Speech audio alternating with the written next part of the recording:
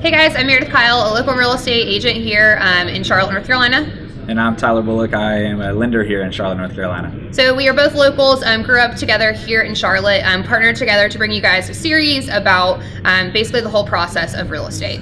And so in our last video, we kind of mentioned the myth behind having your credit pulled multiple times and how that would hurt your scores. The reason we mentioned that in our last video is because of the most important step in the process, which is getting an approval for a loan. So I wanted to speak on what it takes to get an approval, and basically it's only a couple things. There's three main items that you need in order to have an approval. One is going to be a credit score that qualifies.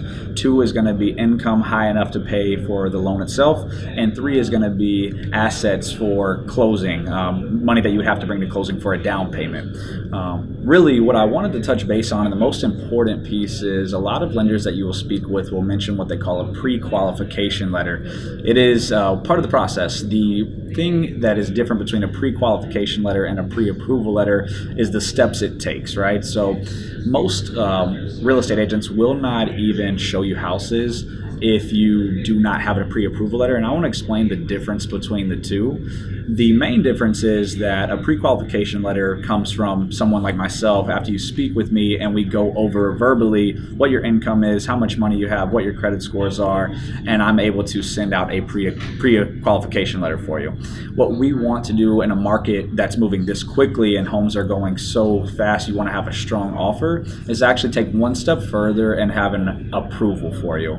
And the difference between the two is, one is just a verbal conversation. I go through an application with you online. Two is us actually verifying those documents that we would need to support what we talk about verbally over the phone. And I want to let Meredith explain why that is so important in the real estate world as well. Yeah, absolutely.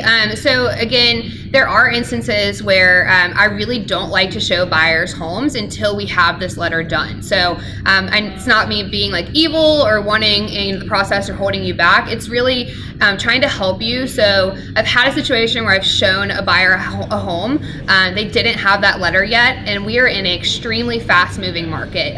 Because of that, of course, they fell in love with the home. It was perfect. But they didn't have their W-2s. They didn't have some of the three steps that Tyler was talking about that you really need to kind of have in, so we have that letter. And unfortunately, someone else had put in an offer on that home that day, and we weren't able to.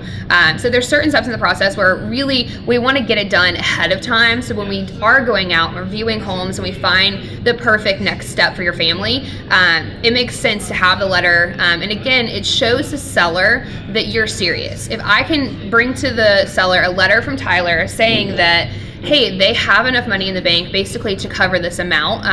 They are, a qualified buyer. It shows the seller you're serious and that you can, take on the home and hopefully not have any issues while we're under contract. So again, a really important piece, and it really just kind of helps get you your dream home in the end. So we want to get it taken care of. I always tell my clients the last thing you want to do is come back to me once you find the house. So just knock out the hard work up front and let Meredith show you all the beautiful houses and have fun and do the fun part of the process. So. Absolutely. We like to have fun, and we like to get you in your dream home.